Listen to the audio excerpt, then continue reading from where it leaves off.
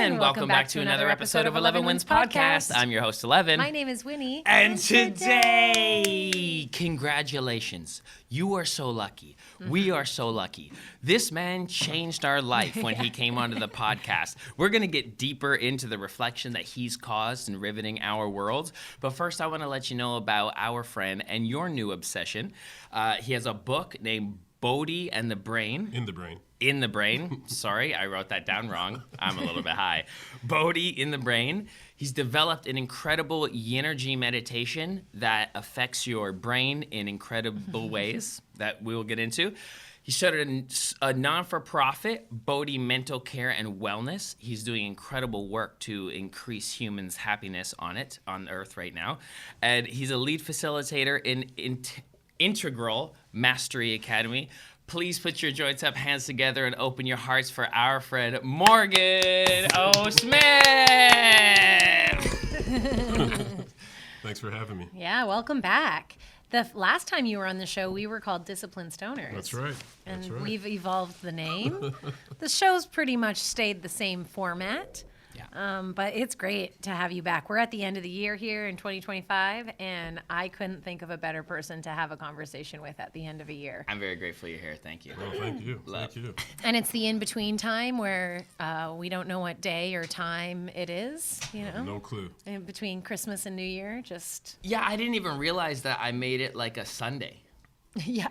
Oh, you didn't? I was just like... Yeah, I looked. That's why I had to confirm. Is this a Sunday? Is this the 28th of December? Yeah. Or is this? Are you talking about January 28th? And he said, no, this coming Sunday. So, okay, I can do it. I was just excited. Apologies for the choppy intro, but you are like doing amazing work, and we speak of you often. I don't know if you feel your ears burning, but you're a reference point to a frequency of existence for us. Mm-hmm. Yeah, wow. and I know you're too humble to fully accept what I'm saying, but like you're living an incredible life, and I have a mix between curiosity and fascination and not even any envy, because you spread it all to people and give so much of it through what you're doing away that I'm just like you're creating this level of existence that's like, join me. Like, it's so sick. So like. And what I find fascinating about you is that you're like a normal person with like an everyday life, and then you also are married guy with kids. You have this spiritual practice that some might label only under, those who are crazy or those who go to the Himalayas. Guru, like a monk guru status of thought and feeling, but you're also simultaneously living a life, which is fascinating in itself. Living a regular life, paying bills, and everything, yeah. Nothing's changed on that level. Dude, that's everyday stuff. Go to the grocery store, buy my groceries. Yeah, sick. Late on bills. Yeah, fuck yeah. Do you think that you are better equipped to handle stressful situations because of your almost 9,000 hours of meditation that you have under your belt? Yes and no. I'm better equipped to handle difficult situations, yes. But when the awareness broadens, you're taking on more. Right? So now you're thinking about global issues, world problems, atrocities, all that stuff. That becomes a thing. So even though some of those things have gotten easier, my stress level may be the same as being in terms of being increased, because I'm thinking about other human beings, people outside of my group, outside of my social group, outside of my ethnicity, outside of my race, not just human beings, but other beings, other life forms, other animals, things like that. So that's always on my mind. So now your not only heart is operating from the oneness, your mental is operating from the oneness as well, as far as everything being considered connected. And that happens in moments. That happens in states and moments. That's true. But outside of that, I'm really just thinking about, that's not necessarily the oneness, but just the a larger level of empathy. Because now I can walk in most people's shoes. Right. So to know what they feel. So I'm always defending the worst human being on the planet. Dude, I can see what it's like to walk in that shoes, right? Dude, that's honestly, we take that approach where in any situation, and it's not good to kind of like socially, I guess it's deemed not good to kind of like, not gaslight, but tell people like, don't Oh, worry socially, about you'll that. lose friends very easily. When Yeah, you do, because you'll say, for instance, something about like, well, if you woke up breathing Hitler's air, or something like, is someone who you can imagine is the absolute, societally the worst, or whatever. I feel you. Sometimes it's very hard to stay tethered to the problem and not tethered to the idea of how the universe would consider this, like neutrally. That's right, because there's a universe perspective as opposed to an ego perspective. Yeah, like the linear of right and wrong, as opposed to just like conscious being fulfilling his dreams. That's a horrible thing. Just like It sounds horrible, and if I was a different person, I would shoot you right now. yo, I'm But- saying, But you're and millions right. of people around the world would. And Yeah, Benny, yeah. feel free to cut this if you cringe when you're watching. I hope he does it. But like, there is that perspective There's that that you're right. perspective. That is not part of. It's not okay to hold that perspective Not okay. in society, and that's what when he's saying is like, it's incredible that you can hold awareness and still operate. And Because still operate. as you said, people will be like, get out of my friend group. Like, Yeah, you can't be a part of this group. Yeah. So before we move on, there's pros and cons to that. it meant yeah, ohm before having he that kind of shifted awareness. it. to give audience context, and if you haven't watched the first episode with Morgan, I would highly suggest to go back and watch it after this. But to give people context, you, and correct me if I'm wrong, you practice something called non-dualism. I don't practice it. I'm Observe I it. am non-dual. So, So I don't even practice it. So for that's everyday reality, yeah. context I don't practice for the anything. audience, what does that mean to live non-dually? Well, non-dual it just really just means, if you want to break it down to the simplest level, non-dual means no distinctions between anything. So non-dual means one without a second, or not two. So a lot of people, when they try to refer to non-dual, to say everything is one. We're not saying that either, right? So it's not two. So it's one without a second. So when we say one without a second, the only thing that exists is existence itself. Everything that we're experiencing is aspects of this existence. Consciousness dancing for itself. Consciousness dancing for itself, you can look at it that way. But if you say dancing for itself, then it's no longer non-dual because it's dancing, right? Oh my God. So when I say non-dual, I mean that there are no distinctions between anything in existence and non-existence itself. I really mean this literally. There are no distinctions. We just make up the distinctions because that's how your brain's designed to do that, to have this dual experience. But everything is non-dual. There are no distinctions between anything in the entire universe. No distinctions between good and bad, male and female, up and down, left and right, northwest or south, past, present, or future, human, non-human, sentient, non-sentient. There are no distinctions between hot and cold, solids, and the opposite of a solid. What about light and dark? No opposites between light and dark, nothing. So it's all whatever is observable. Like how far back? Not even observable, because even that, to observe something means that there's a distinction. So there's no observer. There's nothing to be observed. Nothing. So even the black matter before matter manifests is included. It's in also this. included in that as well. All right. So if you can comprehend that, Yeah. then you're enlightened. Right. I don't think I can really comprehend that. No one can. That's why no one can be enlightened. Okay. But that's- because I- a little bit it feels to me That's good. I think that- it's part of the veil to be a human. When you dip back in this bitch to get one of these, it's like put on the veil. Like it's like if we're made in a factory, it will be like put on that because Yeah. it's part of this is to participate in what we think is separation. But you know when I just said no one can? Their job is to become no one. Let's go! Let's go! Fuck So it! only thing that can is no one. That's what I mean when I refer to the oneness. Is like not the this, Not this. but before this and everything. Holy fuck! All at once. All simultaneously. Because all at once. you can't hold the two. You can't hold the two. So it's like not caring about winning, but then really wanting to win. You know, the ego identity wants to win, so you have to let go. And Well, yes, but it's a paradox, right? Because from a relative standpoint, yes, you're supposed to have ambition and have goals and dreams and all that stuff. That's true. But there's something that's beyond that includes everything. So it's very tricky. So some people think that when they hear that, it means that they're supposed to stop having ambition. No, not necessarily.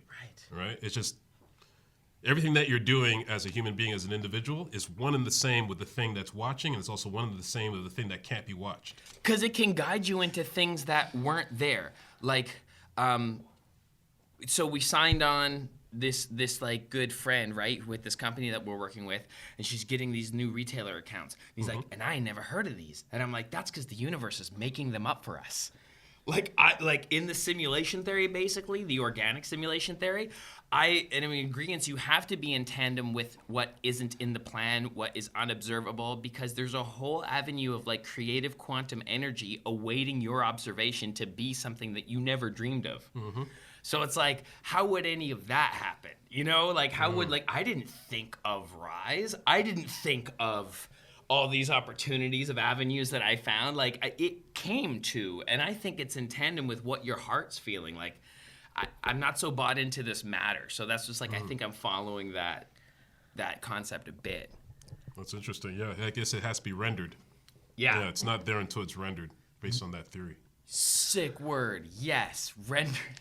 So if everything all is, there's an umbrella, but there's not, because that's included in That's what included in is. that too, yeah. If everything all is, when is deciding between meaningless and meaningful a distinction?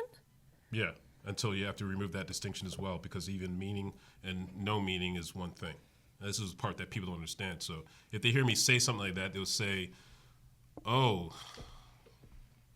what's that term that people use all the time? Asshole for me. For you as asshole. But what is that state that people talk about? Flow state. Not the flow state. Is it nihilism? People think I'm a nihilist, and I'm not. What does that mean? Or what does that refer to? Or an atheist. Or nothing matters kind Well, of they're vibe. two different things. Okay. An atheist is saying that they don't believe in the existence of God. A nihilist may believe that they're the only one that exists, but nothing has meaning. This is what, Nothing has good, meaning. you understand my question then. Yes. So I agree. Like, it's easy for people to look at you and say, oh, well, You what the don't fuck care. are we doing here then? If Yeah, it's just, yeah. if everything is one and the same. Or that nothing has meaning. Yeah. Yeah, but the universe itself is neutral. So even God itself, if you want to call it God, God is neutral. But it's not the neutral type of thing that we're talking about when we use the word neutral. This neutral is one of the same with love with a capital L. Mm-hmm.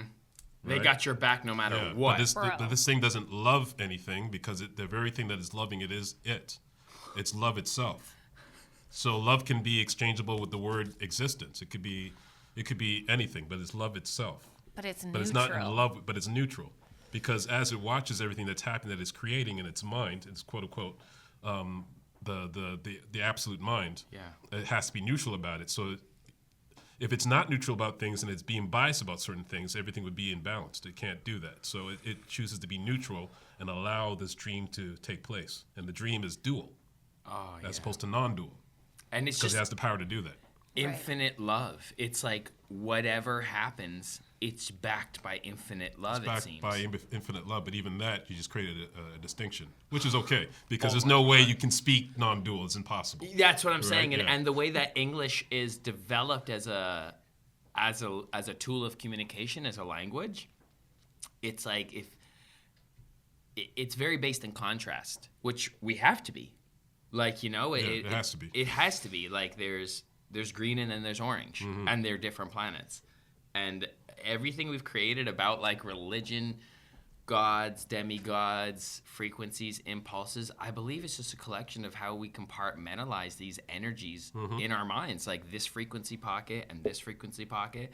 I'm synesthetic, so I can very easily like draw that comparison of like sound vibration to simulate a thought or feeling. And I'm like, we're all just doing that. Like at home, like think about a friend that you love right now. Okay, and then something happened in your heart, and now think about like that auntie that you really, or that uncle that you really don't want to see because they always get drunk, right? So it's like you're storing, like your single consciousness living in this contrast is storing these ideas, and like they're part of your universe. Sorry. I'm sorry, I have so many questions. Oh, go ahead. Go ahead. I got time. Living It's Sunday. That's why I did this. Hey, Win, Yeah? do you know what's really easy to do? What? Run a cannabis retail shop. That is not correct. you're right. But do you know how a cannabis retail shop can make things easier on themselves? Loyalty. That's right, by using sticky cards. What? Sticky cards makes things easy for you. There's no apps, no papers. You're not stamping anything or punching anything. Force people to remember something. It's just a loyalty program that lives in your customer's e-wallet that you could send push notifications to. Okay, so this is perfect. It sounds like I'm gonna open up a cannabis retail shop because that made everything easier. So if you do, get sticky cards, because if you want loyalty that sticks, get sticky cards. Hey, that was sick. You want loyalty that sticks? Get sticky cards. When you're living non-dually, is the goal to detach from the atrocities and or celebrations that we experience, so you're looking at those things neutrally? Or is it to be able to feel all of those things and create the capacity in your own body to hold that? It's both. Bro. It's both. You're totally involved in what it is that you're involved in, whether it's family, if it's drama, chaos, controversy. It doesn't matter what it is. You're still in that. Yes. Right? But there's a realm, there's a state, because there's like 5 states of consciousness. If you're using this in this context, there's 5 different levels of consciousness. So there's waking, there's dreaming, there is dreamless sleep, there's turiya, and I'll explain what that is in a second because it kind of goes to what you're saying, and there's teriatita. So what I've been talking about the whole time was I'm trying to talk about teriatita. What you're trying to address right now is turiya. So turiya is the empty witness that watches everything happening, right? So as much as I'm talking about turiya, that teriatita, where there's no observer, because the observer is one and the same with the thing that it's observing, turiya is the observer that's watching its own creation happening that is neutral. That is neutral. And it has no shape or form, but it's watching everything that's divine with shape and form. And that's so called turiya. the only distinction there is it is now the watcher. It's the watcher. But it's still... Even though there's a non-dual aspect to that, because it knows that it's one and the same with the thing that it's watching, but it's watching something. Yeah. And that's the universe itself. Got you. Right? But at teriatita, that goes away too. Right. All of this is in hip hop. God bless. That's my gospel. There's a Dr. Dre song called The Watcher. Things just ain't the same for gangsters. Jay-Z actually wrote it. And then, that's in there. And it's very much about, just being an OG in the game and not judging the situation, but, letting it come and go. And then the other one that you mentioned, the Teratita, the first one, that where you're Teratita? is the empty, right? Turiya is the empty one. Sorry, Turiya. Nipsey Hussle has this great bar that just, sent me for a deep dive of thought one time. He's like, sitting on steps feeling no feelings. And it's oh, shit. He's meditating in the hood. He's smoking his blunt, but he's sitting on the front porch steps. Yeah, just feeling no feelings. Sitting there. And he refers it to, keeping it G, but, you just sit there and feel no feelings for a sec. Imagine that. And that's what I feel. It's, relative to that thought. You're just empty, observing. Cool. Yeah. And then it gives you this permission to just relax for a minute. And that's, kind of what I get the central nervous system break from meditation with. Because, being a human is exhausting. It's sure you're supposed to feel and have an opinion about everything. And I've just become more and more as I get older, more eager in every conversation to say, I don't know. It's actually the right answer majority of the times because we don't know shit. I'm not that well read on that subject right now. It's been part of my pulling away from all of this back and forth, side to side political drama too. Is I'm respectfully, I'm not well read enough on the situation. It's all right to say I don't know. Right? And it's because as a human, it seems like everybody ever since high school has been cast in teams.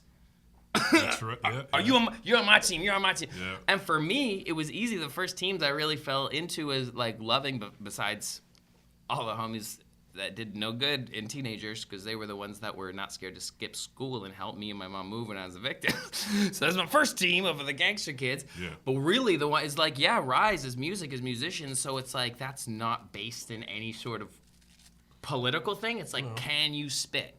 Like everyone has their opinions, but it's like I've been lucky to have those sort of connections, which I feel artists can be blessed into this shit by accident. Yeah, still a team though. It's still a team, and that's why I say it's still a team, and that was me casting my teams, Yeah, and there, you could feel the calibers. And teams are fine. We're supposed to have teams. But it's exhaustive. It is. So it's like sometimes the only time I actually feel true, well-rounded, holistic love is when I'm feeling no feelings, is when I'm like in that In Turia? Turia state. I mean, that's the start of it for me, and then obviously the goal, I guess, would be to get to that love, but that nothingness is good sometimes. Yeah, sure. And remove the distinction, and can you do both? Can you be in both at the same time simultaneously? Do you believe that human beings are on Earth purposefully, with intention? What do you mean? Do you believe that If there's they're a on Earth reason purposely we're with we're intention? here? Did the Anunnaki build us to mine gold? If you want to go that far, but or I are don't we, personally are we, believe that, are we but a happy knows? accident from the non-dual? An accident? Yeah. It's not an accident. But again, we're talking about non-dual, right? Yep. So what's the opposite of an accident? On purpose? Is it on purpose? Remove the distinction between accident and purpose, or on purpose, because on purpose would be different than purpose. It's, Yes. Yeah. So remove the distinction between the two of those. God is doing none of this for any reason whatsoever, and yet it is. Bro. Right? This is why it's hard to talk about, and no one can ever tackle non-duality because there's nothing to be spoken about. I gotta get comfy here. I can feel my shoulders creeping up. Because remember, if you're talking about, I'm using the label God, right? Yes. So if God is beyond time and space, it can't have a purpose either. Because to have a purpose, it takes time. You need time. So if you have a purpose about something, right? Even the thought of having a purpose, that takes time. For me to, I'm gonna create a purpose in my mind, and me even to create that purpose in my mind took some bit of time. Yeah. Right, and then I have to do a number of things to Act. action to make this, to bring this thing into to make this a reality. That takes time. So if God is beyond time and space, it can't have a purpose, but it includes time and space. So that's why it does. Perfect. Do you feel that you have a purpose? I don't have a purpose. I don't have a purpose at all, but I feel like I do. Oh, I love it. Because you're just allowed to frolic and be if you want. What do you feel like your purpose is? I feel I just act as I'm supposed to act in the moment. Yeah, I don't have a purpose for anything. I have no goal. I have no purpose. I think this happened the last time. I think it happened the last time because this sounds very familiar to me. Where It happened almost 2 years ago. I think I was here. when he tries to run at like level 8 with level 6, and every time that the level 8 doesn't respond like a level 6 but a level 8, she's like, whoa, what's that move? Yeah. And then level 8's like, but I'm just replying from this level, and she's like, what if I present this way? Will I get a level I'll 6 keep doing it with throughout this? this. And you'll You'll be get the like, same answer. it's still level 8. It's still level 8.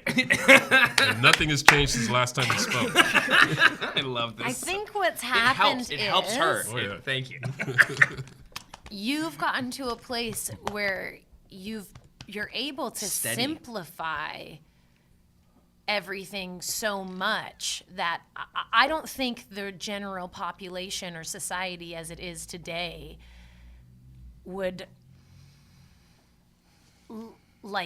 can live this way. I think we've overcomplicated everything we're almost like we're choosing our own problems, right? But like everything that you're saying is so simplistic. Like what's happening right in front of you right now. But I still have problems though. I know. So how do you I do? still have problems. Oh. I in this case, I'm just watching what takes place, what happens. I still have challenges. I still have problems. There's still people. Do you foresee not foresee the future, but do you do planning in your life? You must. To some degree, yeah. Yeah. Yeah. But that's my ego that's doing that. The ego itself isn't real. And so there's always this like, because I've had moments this year actually where this last year I turned 36 and I got sad and dark and I didn't want to. Like there was like two things going on where I could acknowledge that I don't want to be the person I'm being, but I couldn't stop being that person. Whereas I'm grateful to be 36 and totally happy with who I am. Congrats. Lucky you. Don't you want to kill him sometimes? Yeah. Sometimes. We're talking daily here, Morgan. Oh God. Rub it in. And also not. You know? See, non-dualism. Two things can be true. Two things can be true. Yeah. So it was like I had to first awaken to this being that I was embodying. And then it took me a really long time for that aware person, that aware thing to be like, hey, why are you speaking to yourself like this? Like, hey, why are you treating yourself like this? And then just that question had to marinate through time before I actually started to change the behavior. Oh, I'm not going to call myself a failure anymore. So as soon as that something triggers me where my familiar reaction is to beat up on myself, I actively was like, okay, we're not going to go there. Maybe we're not going to say anything nice, but we're definitely not going to say anything mean. And that was the start of like really coming around to being my own cheerleader in life, because eventually I got to a point where now I'm like, that trigger still happens, that initial, and there's still an option to take that path, but I don't anymore. I'm like, nah, that's It's not helpful. That's the lesser path. But for even me. if you did, that's okay. From a higher standpoint, your body, your ego is supposed to do whatever it is supposed to do. It doesn't mean that you stop trying to improve yourself. No. But even you trying to improve or not to improve yourself is part of the program. Yeah. There's nothing you can do to stop it or to. That's the nature. That's what you're supposed to do in that nature. The Turiya Tita, the empty witness, doesn't care. It loves everything. Yeah. It doesn't care what you're doing or not doing. Yeah. It just watches. It watches without judgment, without bias, without anything. Holy shit. Right? That's your higher self. So then, Right? It loves you regardless. So then how do we navigate when people do bad things, and not even globally, like, or what I would perceive as bad things, but like someone hurts us in a relationship, like if that is neither good nor bad, which I agree with you. From that universal standpoint, from the ego standpoint, from the ethnocentric standpoint, there is good and bad. Right? Both truths are in the same space. Yeah. All right? It's just one is from a higher level, because if you're watching a movie, I don't know if I said it here the last time, if you're watching a movie or a TV show, the reason why it works is because there's good and evil. Yeah. Or there's two oppositions. Every script needs The a movie. problem. It needs a problem. Yeah. Right? But the problem itself isn't real. The actors who are in the act, who are acting the parts out, don't hate each other. They're giving stakes to the story. Yeah, they're just making the story happen. Oh. It's the same thing in this reality too. We're just playing out our part of the story. So if something bad happens, I act. Okay. Right? I'm a youth worker. I fight for people. I advocate for people. That doesn't stop. Yeah. So just because I have that awareness doesn't mean I don't act when something bad happens. Right. Right? If someone does anything racist or sexist or the list goes on, I still fight. We'll bust your ass, bitch. I will bust your ass. We will bust your ass. But I will bust your ass with love. That's right. Sorry, that didn't sound right. I'll bust some love in your ass. Hold on. What? Whoa. Yeah, see? That's not what I meant. The universe loves that But there's that too. one person who will interpret it that way. If But, there's someone who can drag such a refined, great thinker into a potty joke, it's me. You're welcome. Okay, so before Not that you didn't come from comedy.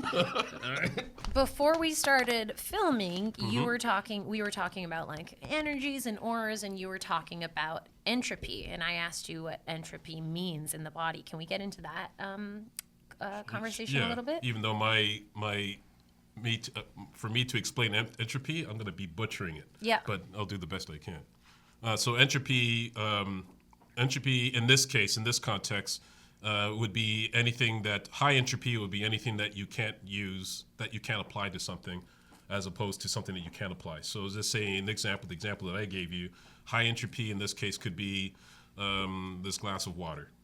this is low entropy because this is something I can use. I can drink it. I made it. I took the water out of whatever and made it to something that I can drink. I can bathe with it. I can wash my face with it. I can use it to gargle, whatever. I can do that with tangible. the water. It's tangible. But the water in the air, I can't do anything with it. It's doing stuff. Yeah. But it has less. It has higher entropy. Right, so it's the same thing that happens with your body and your nervous system. Your body and your nervous system is either in high entropy or low entropy, but it gets more complex than that because you may have aspects of yourself that's in high entropy or aspects of yourself that's in low entropy. But through meditation, especially through years of meditation, you can slow down, you can lower the entropy of everything that's happening within your body that has an effect on other people on a positive level or negative. Because you're both. Using observing it to make it crystalline, to make it manifest, to consistently keep it in your thoughts so its usage case is higher. That's a good way of saying it. In your universe. In my yeah. To bring it, to focus upon.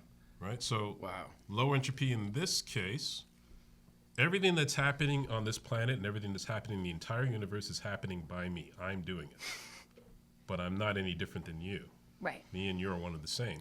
And we're one and the same with everything that is happening in the entire universe. We're doing it. So a person with low entropy realizes that they're the cause of everything that's ever happened.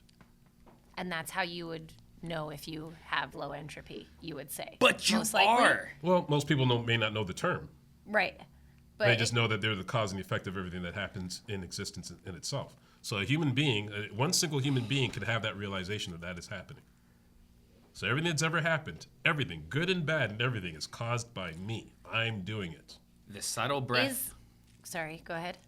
No, I'm Whit Morgan. I'm feeling it. You continue. Right? Is there... But again, I'm not any different than you or you, right? And we're not any different than the space that we're in. So the space that we're in is one and the same with the person who realizes that they are the cause and effect of everything that is happening. The quantum because the cause field. and effect that's happening is happening throughout all of existence itself. So people hear and say that's very egoic. He thinks it's like, no, that's not what I'm saying. No, we're all Everything doing in it. existence is the cause and effect, and the cause and effect because there's nothing that's it's non-dual. So cause and effect is the same thing. Right? So nothing was caused by a Big Bang from that standpoint. It is caused by a Big Bang if you're talking relatively, right? But from its standpoint, its creation, how it creates everything in existence, it's not creating anything. It's never created anything. This doesn't exist.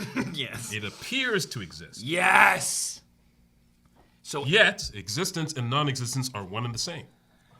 So every subtle breath you took that morning to feel, I feel like there's ripples out into your universe and there's an assumption of information that makes it back to you like an echo chamber of existence. And from everything of like one half painting your breath, lightly, this is just how I'm perceiving it, is like, and it comes back into your conscious universe that you call your life as either information and you either react to it or not. Because think about how many like things that pass by your consciousness every second that you aren't reacting to, therefore you're not even aware. You're not resonating with, so you're not catching it. Like how many genres of music did I observe before it was like hip hop? Oh my God. Oh, that's true. Right? Yeah. So in the echo of your universe, to your point, it doesn't exist from the quantum potentiality yet until you decide to resonate with it, fight it, react to it, co-create with it. Yes, from a causal standpoint, but even beyond that, that never happened either. Level 8.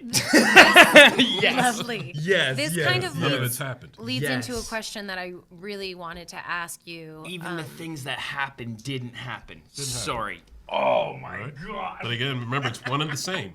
So it is happening, but it's not. It happening. appears to happen, right? It appears to happen because people's like, how could you say that? You're talking to me right now. So yes, it appears that I'm talking to you right now. In your mind, like from you. Like from, Not in my mind. No, I mean from the subjective. From me. the ultimate mind. It appears. Parabrahan. It appears. It seems like it's appearing, but it's not. Yeah. And then so for me, I'm just like, there's this collab, there's this relativity because I've seen too many like, how did that happen? Like you've gotten shows, you've done like cool things have happened. Yeah, and I can't right? even believe it was like, how did I, like the idea that I used to have a TV show, now I look back and was like, how in the hell did that happen? Bro, I can't. You have fans in our community. We got messages when you were on as like who I like know you to be today, like. And they may know me as Mr. Mo. The one and only Mr. Mo. Yeah. Buddies was sending me Matt from She Showed Us. He was like, I used to watch this guy all the time on Comedy Central and sent me your Yeah, I rap. got a couple. Got a story to tell. I was on a hardcore tour. I saw this freckle-faced girl I adore. I was spotted going through this white girl's door, but that caught her screwing on the living room floor. Comedians too. And, like, This last time that I posted. It was I don't so even know how we got that going. But I can't, and I feel like because you are funny and like that, I feel like you probably grew up watching either stand up or sketch to some degree. Maybe that assumption wrong? Not until my later adulthood. Oh my god! So I feel like maybe I didn't start watching stand up on a regular until I was about 20. Yeah, maybe 2021. fire. So like then like I'm I learned always how to do it. and that's fascinating. I want to hear about that actually. Like, Okay. Before I do want to hear about that too, if you want to share it with us. But I want. So let me tie off this thought though, for those who may be following what I was saying. I think it's because in my world of manifestation of reality reflection, I think the Quantum served you that TV show because your spirit resonated by maybe observing comedy to some capacity. I don't know if it was watching stand-up, but like, do you feel what I'm saying on that? Like you resonated and then the thing manifested. From a causal level, at least from the standpoint of the individual who's manifesting, making things happen, because that's part of it too. Yeah. Yeah. So you're in control it's a part of that to some degree. where you land. Like Benny went to film school and now he's ended up producing this podcast in Toronto. You know what I mean? Like you can't tell what's going to come out of the Quantum, but it's like a general resonating in that direction. Well, Ellevan can't. Morgan can't. But the universe thing that's is creating everything knows exactly what it's doing if you're including time. Remember, it's also beyond time. Yeah. So none of that happened, and you don't have control of anything that happens, yet at the core of who you are, the grand of all being, is responsible for everything that's happening on the causal level, but the causal level is also happening with the very thing that's beyond that, where nothing has happened at all, to the point where this thing doesn't exist and it does exist. Oh my God. Because it's both. I'm starting to get it. So- And 'cause you I have to like remove the the distinction. repetition. Yeah, sorry. I know it may seem redundant to you, but exactly. That just. Oh, I have no said something problems that repeating clicked it with me. over and over and over and over again. And that's a good teacher. I like that's the a good repetition. teacher. Just remove the distinction, so you'll understand it on the intellectual level. So I'm enjoying. So on this community and this thing, like I drive you to go chase your dreams and bring it to life, and God will help you. Dude, and yeah, yada- continue to do that. Continue to do that. Yeah. But I'm getting definitely a lot of joy out of my ego of that fun magic trick in tandem with the universe that we label manifestation. Because every second is a manifestation, but I'm like focused intention manifestation. Like give everything you got, put it all on the table, and the hermetic law of compensation will vibrate you back something. Because that's part of the program. It's part of the program. Yeah, that's part of the program. Yeah. So, but you're bringing us to one level higher of when it actually I'm trying to go all the way up to even matter. Yeah, where it doesn't even matter. Yeah, that's Okay. yeah. A lot of people say, why would anyone care about that? But that's where the juice is. That's everything. Yeah, when you realize that everything is when you understand that you are the absolute, you're the and when I mean absolute, I mean this literally. You are the absolute, and if you're the absolute, nothing could exist, yet it does, because it has to include everything and exclude everything. It takes away fear a bit. Like Yes and no. of failure. I mean, it adds a and no. whole new fear. It adds a whole new fear that almost invalidates everything you've ever put effort into. Yeah. But it brings this release of fear for me, of that fear of failure. Because it doesn't matter. Well, it does matter.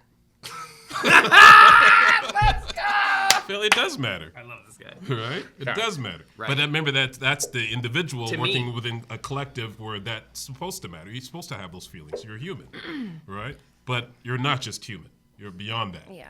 Right? So I'm not here to exclude the human experience, right? The human experience is a real experience within the context of what people speak about when it comes to humans. But we're not just that, all right? And that thing that we're not just as, that's the illusion. We're making that up as the ground of all being. It's making it up. Yeah.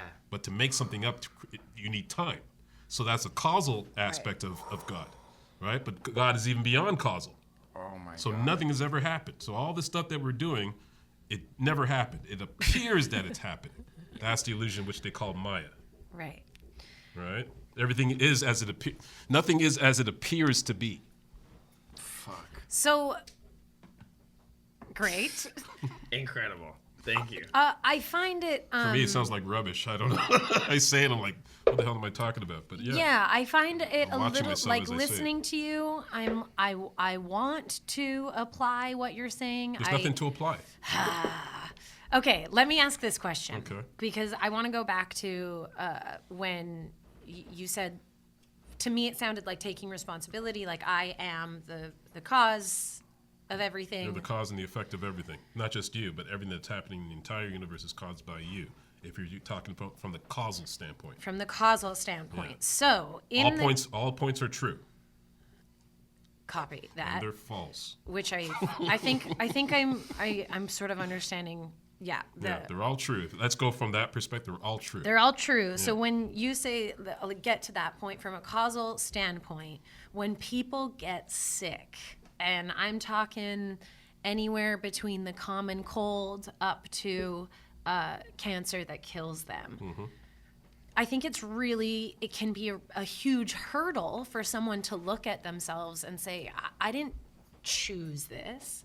Like, I'm not the cause of this. Why did this come upon me? And from that standpoint, that's true. You didn't cause it. You see what I'm saying? Like, remember, all perspectives are true. Yeah. So that perspective is true as well. You didn't cause anything. I did not cause cancer on this person. No, that part of yourself didn't do that. Right? As you get to more subtle of who you are, you get more closer to you being the cause of everything. So Winnie herself did not cause that. That's true. The subtle aspect of who you are, the causal aspect of it, because remember, you're made up of you have a physical body, you have an astral body, you have an ether body, you have an emotional body, you have a mental body, you have a causal body, you have a non-dual body. So it just depends on which body we're talking about. Yes. So the gross body, the emotional body, and the mental body, even the astral body, did not cause that. Right? When you get to the causal body is responsible for all of that. So what? Second, So I always have to make sure I give people enough information. You're not just one right. being. You're made up of a number of them.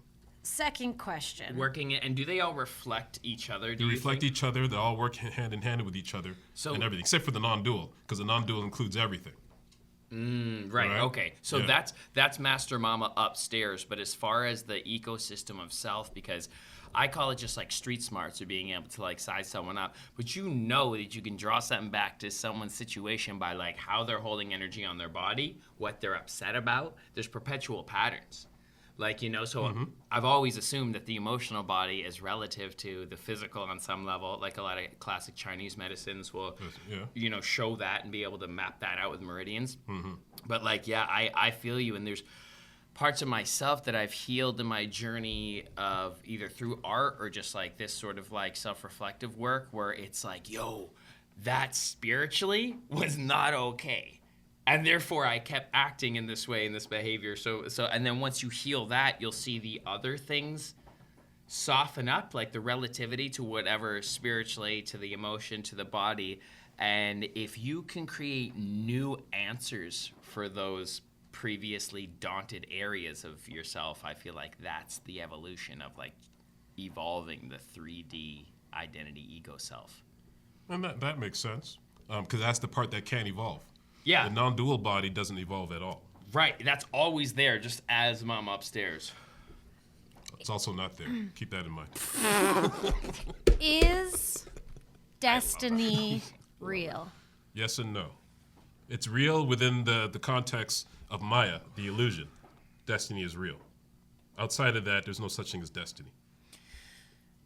In the context of Maya. For something to be destined, it takes time.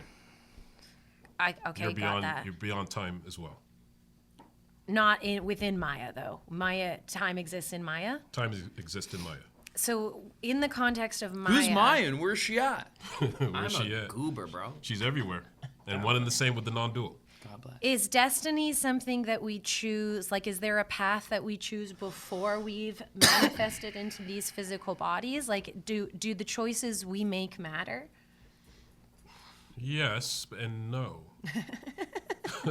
They matter within that context, yes. Right? Something's got to trick you to believe that there's something to look forward to, or there's something that can happen, or if I make these choices, this will happen or won't happen. That's true within that context. But it's like it's another program within a program within a program within a program. And when you go all the way up, there is no program.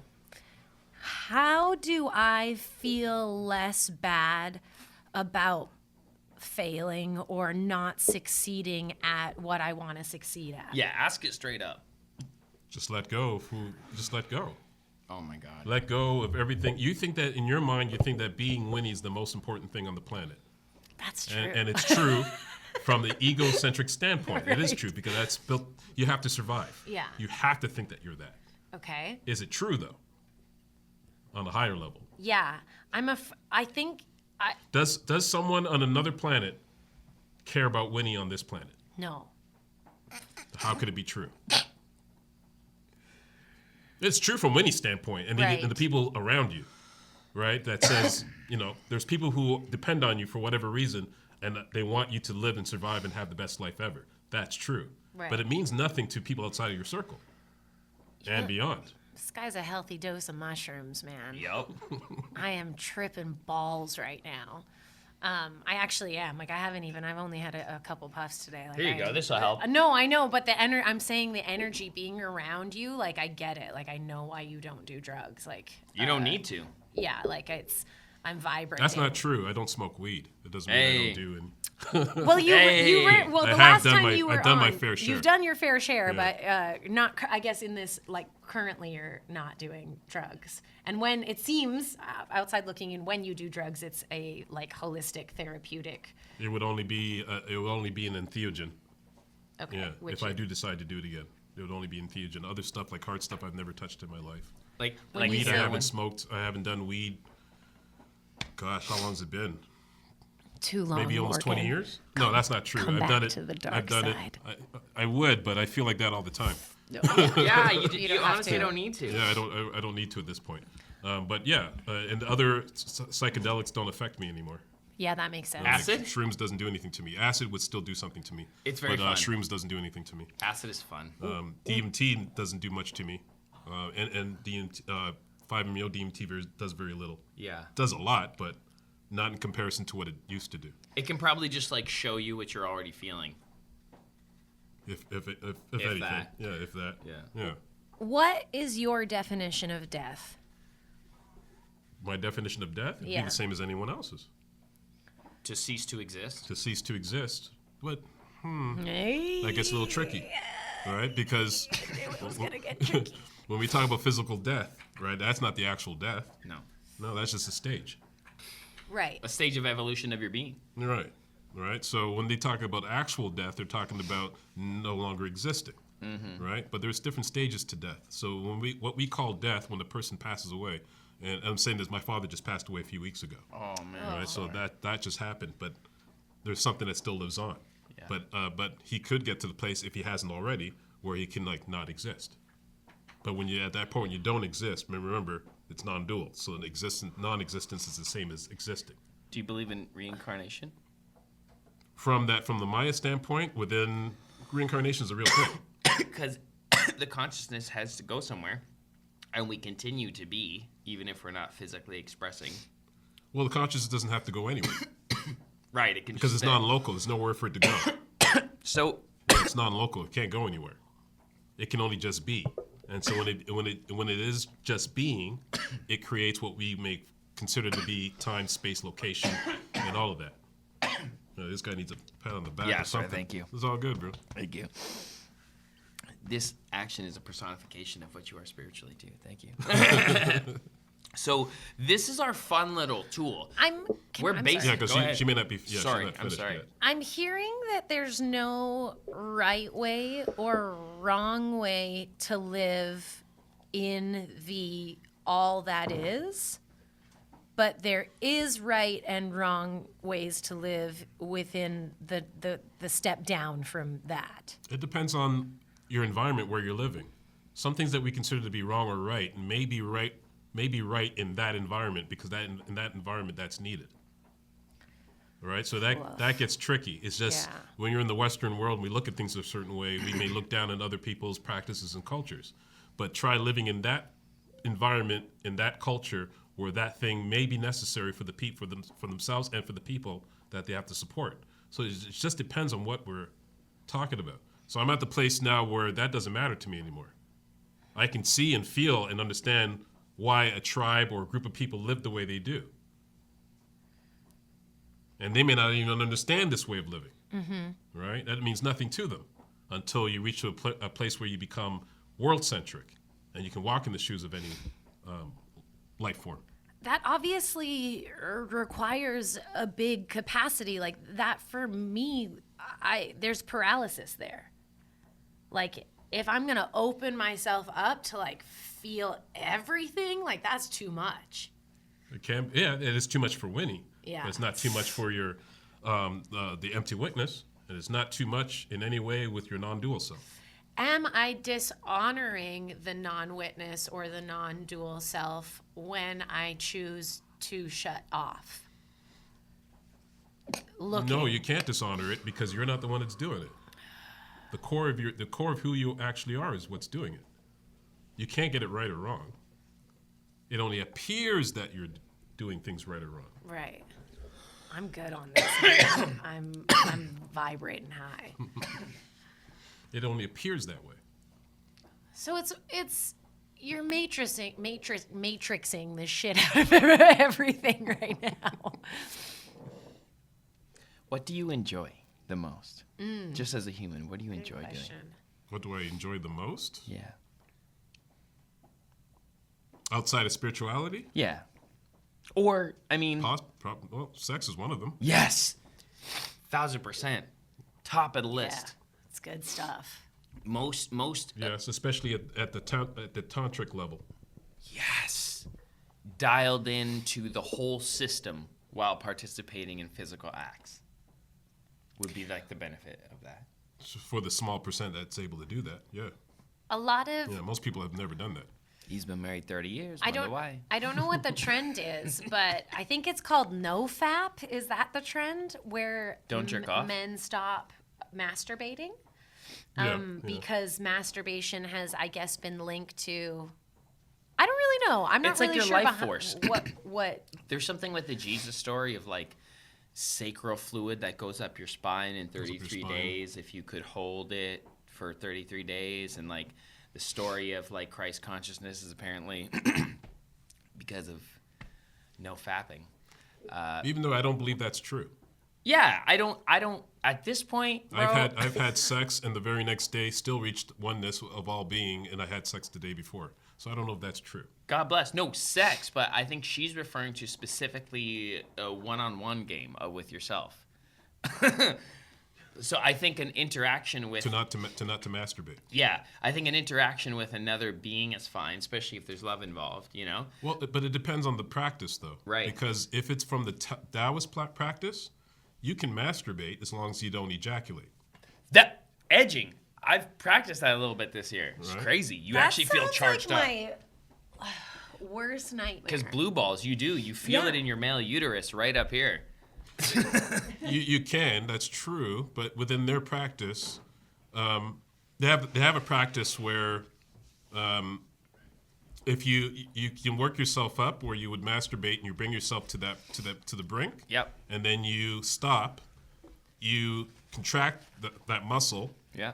And then you contract all the muscles in your body all at once. And then you start from scratch again. Then you start over again, and you work yourself up again, and you do a second run. And you do this like 100 times. Bro. And you do this every day. And when you do that every day, eventually what will happen is you'll end up having a full body orgasm from head to toe. Within every cell, every molecule of your body will have an orgasm. So it won't just be in the genital area, but it'll be up throughout the spine, the spinal column. It'll be out through the sole of your feet, all the way up to the crown of your head, and you can have an orgasm. For me, that orgasm lasted for 4 hours. Holy shit. That was back in 2007. I was about halfway there. This edging that you're talking about, with the exception of the full body flex, that process. And yeah, I mean, the sex we did have was like even more banging. Oh yeah, I've experienced the full body a lot just with regular sex, like the feet. Not all the time. Women Definitely. seem to have that more than men. Yeah. But yeah, the full expression of like an explosion throughout my entire physical system. It's wild and beyond. Yeah. Apparently, most Good man. yes, of course. Priorities. I may not be the best businessman, but I got my priorities right. Yeah. Good man. Good man. Yeah, that never I'm going happened for with 30 years. that never happened with him? No, that Oh. never happened with any partners prior to him. Oh, wow. Yeah. That's incredible. But That's why you guys are that's still also- together. Yeah, that's it, bro. That's also like 17 years worth of Getting to know someone. Getting to know which someone, you know. yeah. You know where the buttons are. Well, you know, But they say that most successful people were highly sexed individuals. And so they had that energy that's like revving up from the lower chakra of, I guess, it's the second sacral chakra, the creativity and the sex is like just after you come out of, because I can feel it, like come over my body like a warm, like time to have sex now. As soon as I get in from outside, change my clothes, relax, get comfortable, have something to eat, you relax, I get high enough. I'm like, ding, time to do this. So I feel it myself move up my Feel it moving chakra, up the chakras? you know, and then it's like every stage of life seems to have embedded levels of satisfaction in them and Yeah. different keys for different doors. Different keys for different doors, each right? time up, right? Yeah. All up to the different chakras. And then you're able to express that with another human being.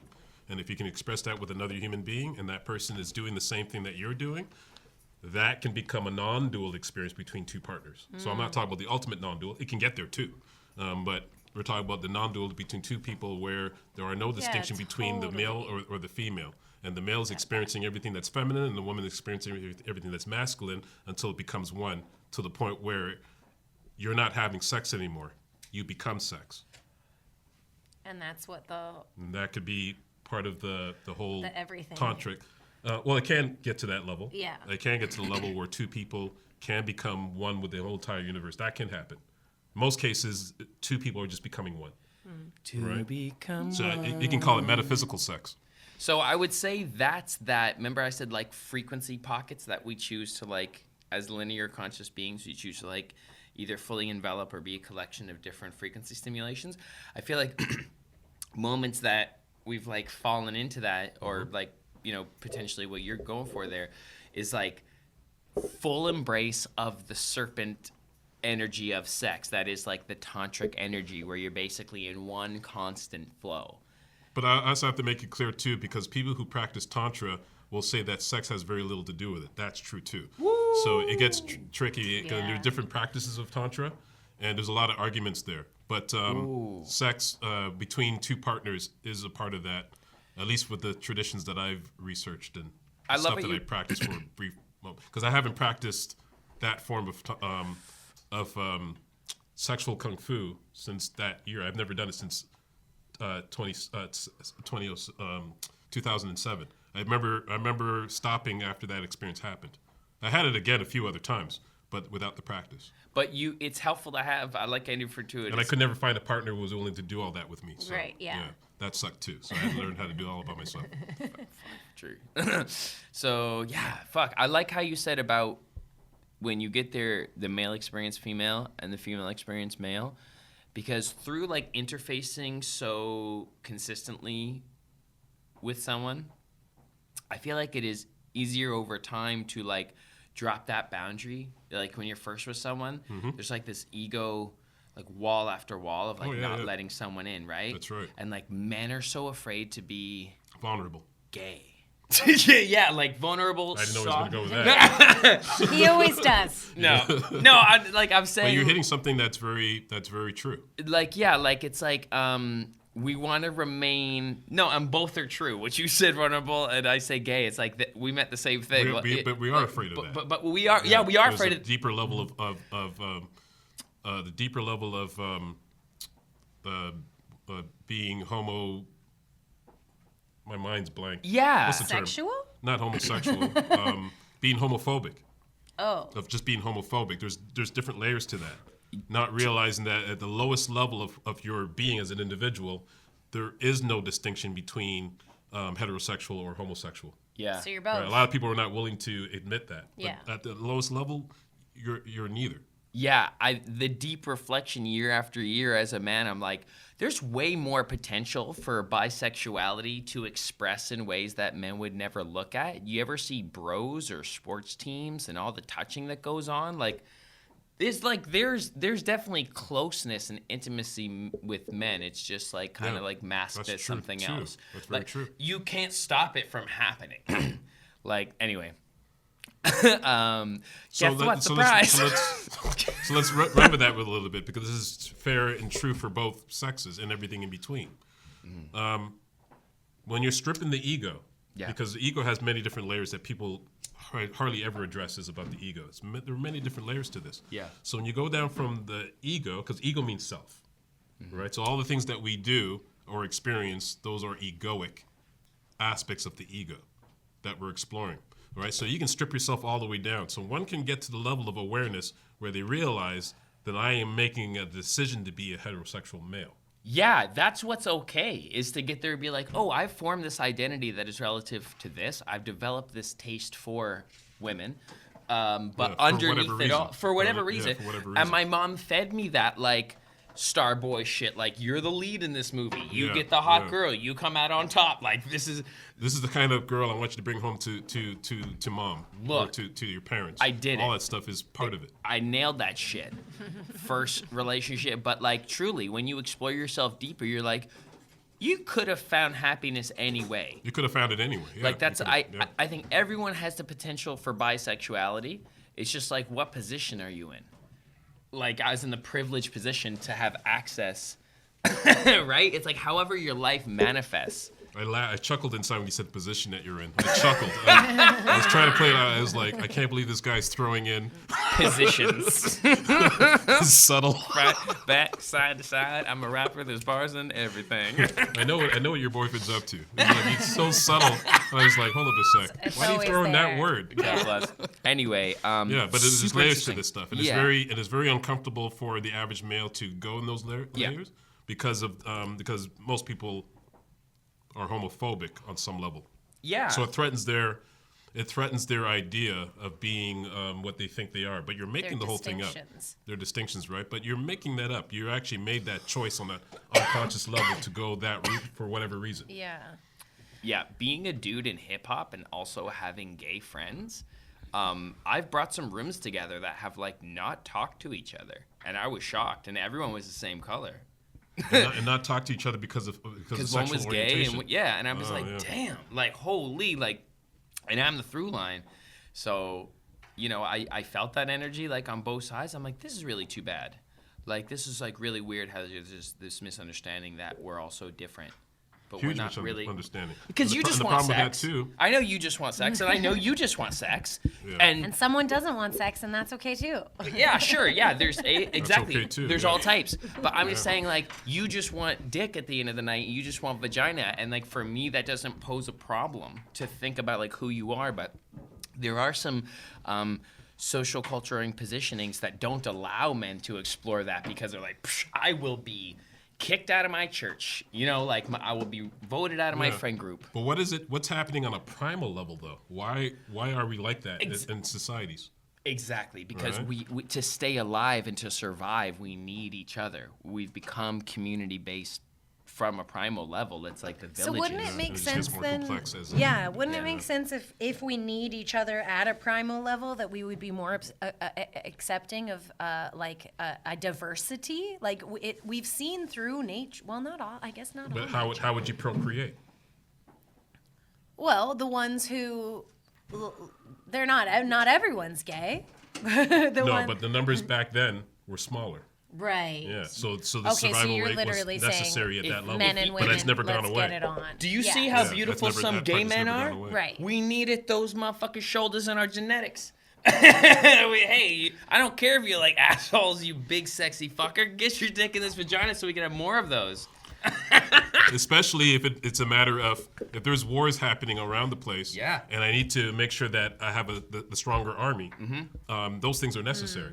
Boom. But things have changed since then. Right. They're changed. There's still aspects of that stuff around. There's still wars and stuff like that are happening. But a lot have changed. It's gotten a lot more complex since then. Yeah. But the primal aspect of ourselves, that's never changed. It's still been there.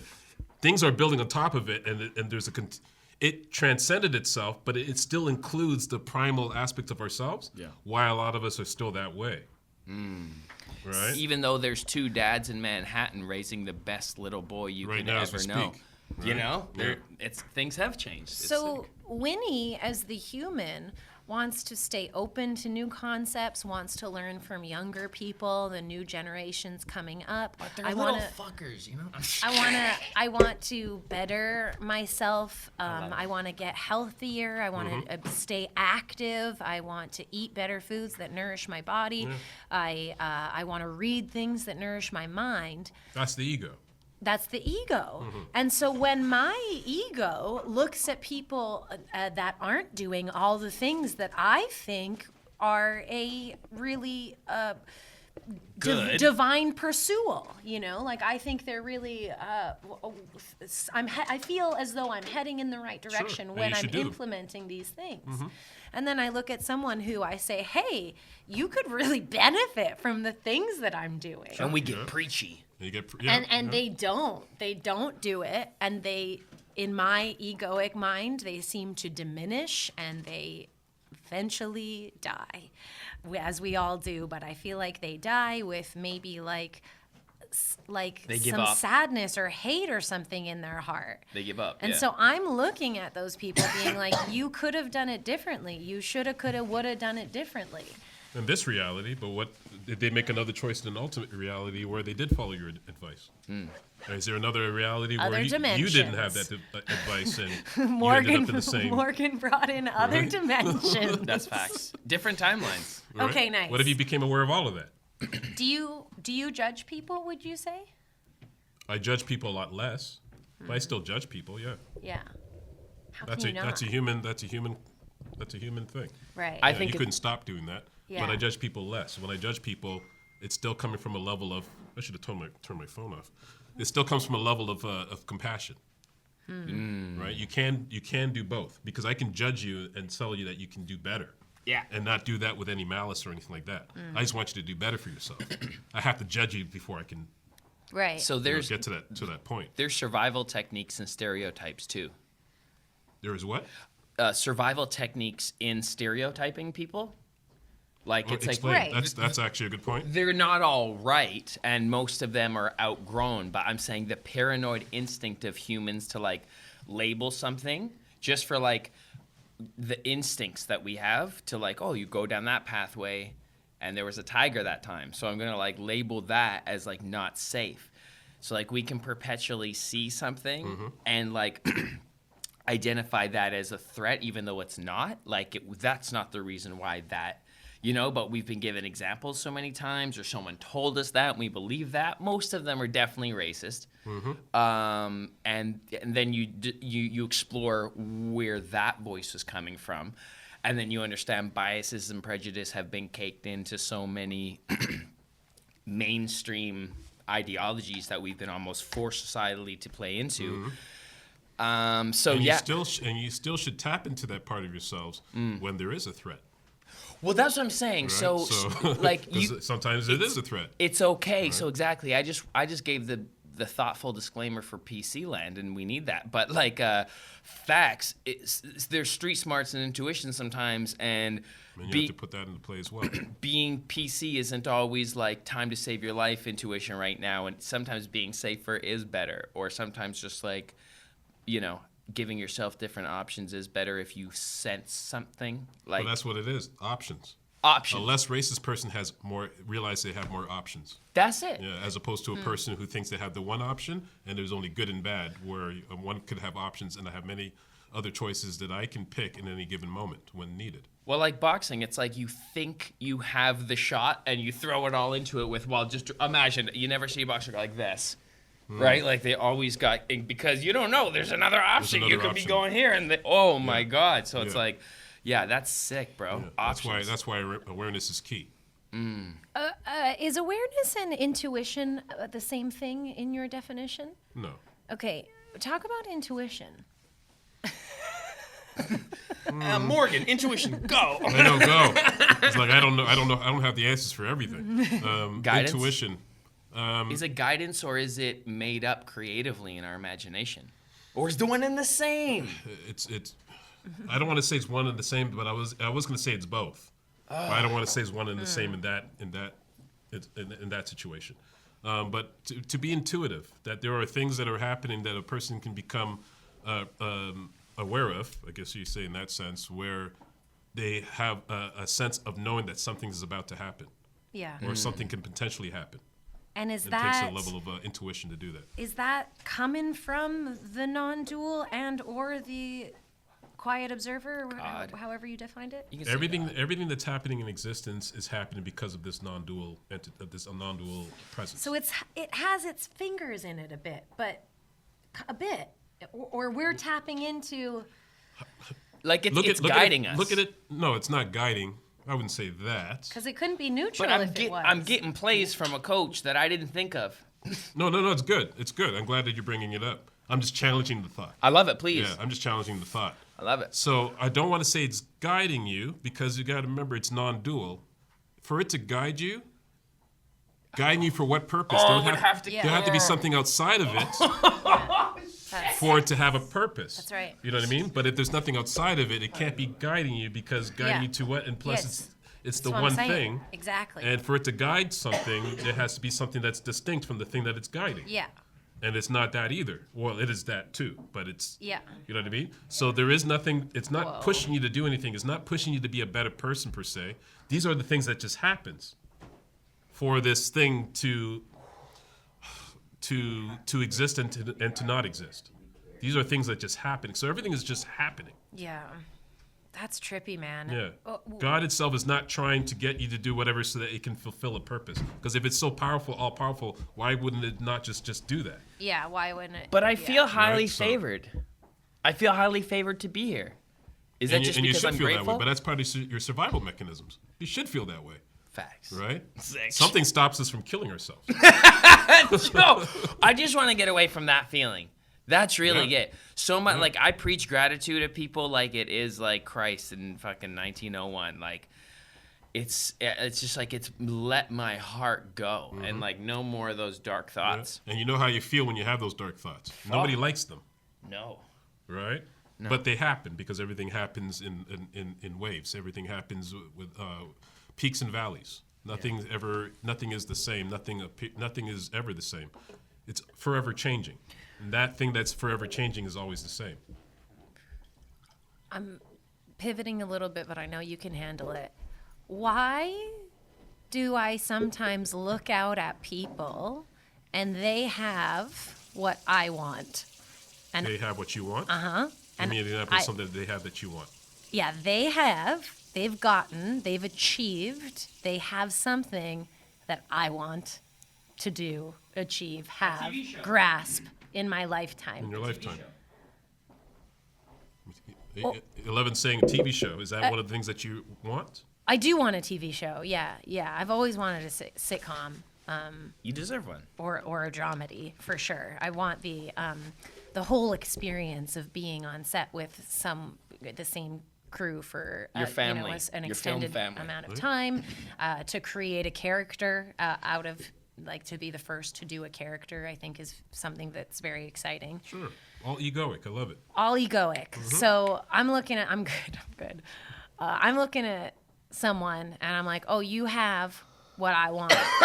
You have what I want. And it is my intention to move towards something that looks similar to that. Not that, Yeah, because but I don't something- want that exactly, but generally speaking, something that looks similar to that. And And if you get it, what will it change? literally just the experience that I have. The experience? Like I'm having an experience now, and if I got that, I would have this new experience. And if you didn't get it, I would do something else. like what? I don't because Think about it for a second. okay. You don't get the TV show. You don't Yeah. get the sitcom. yeah. What would you do? I would keep doing stand up. I would likely write my own thing. I don't feel as enthused about that. Not yet. Not yet. Yeah. Something may push you in that direction.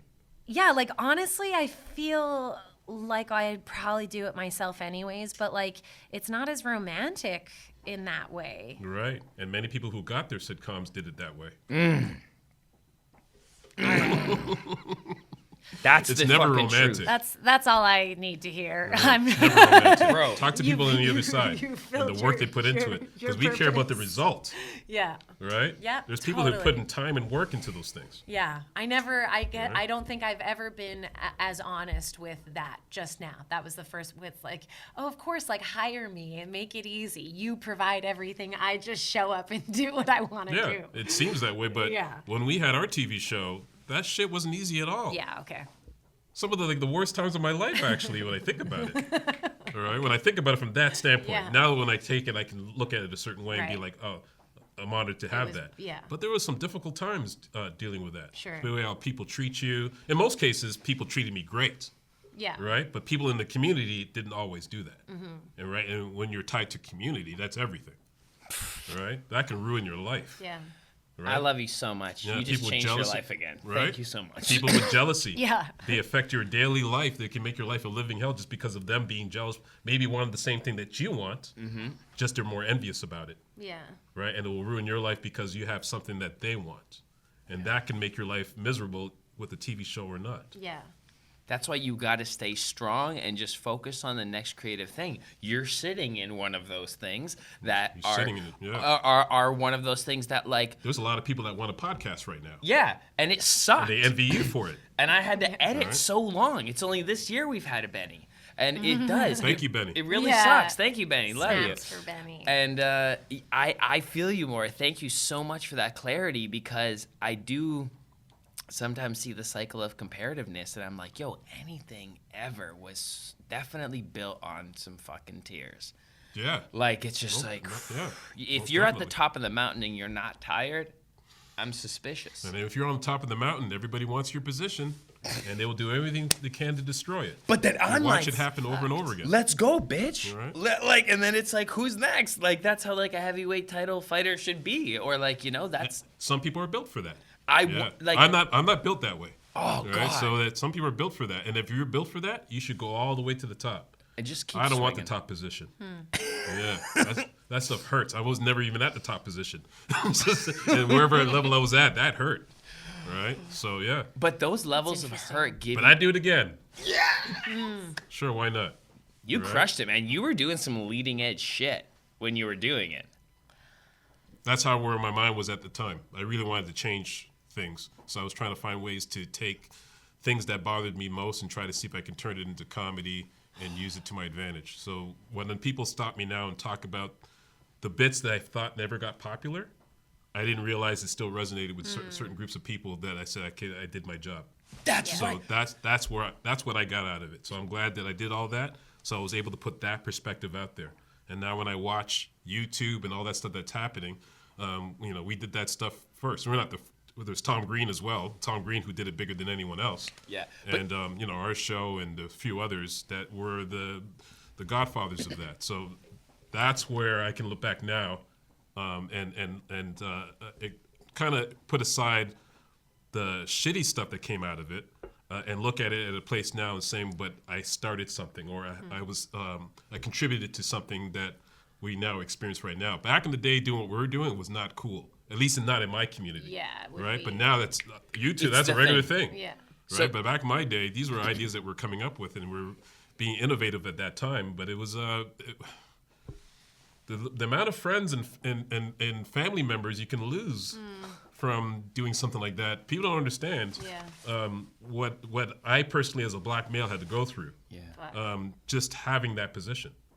Yo, you created timeless art because it was tethered to a message, and it was leading edge, like what came out of it. So like, you do like, basically what we do as Canna Covers now, like 20 years later, like comedy music videos stressing a point that yes. is being pointed out in society. Like maybe Benny, you can find some examples I'll send you with Buzz, right? And like that definitely pissed off some people at the time, and like, yo, that's just so badass and sick. The And amount like, of racist messages I would get. fuck, dude, like, and death threats that people don't understand. People don't know the stuff, the death threats and things I had to deal with. because what year was this? This is between. We started it on Rogers Cable in 1990. 1996. Like our OG, I think it was like 96. Yeah, and So then In we the ended late it in 2004. 1900s? Yeah, crazy, eh? Yeah, for those Whoa. youngins, yeah. to Yeah, but 2004. I think it was like, I think it was 96 we started it. Wow. And we ended it, our last season aired in 2005. So I finished shooting in 2004.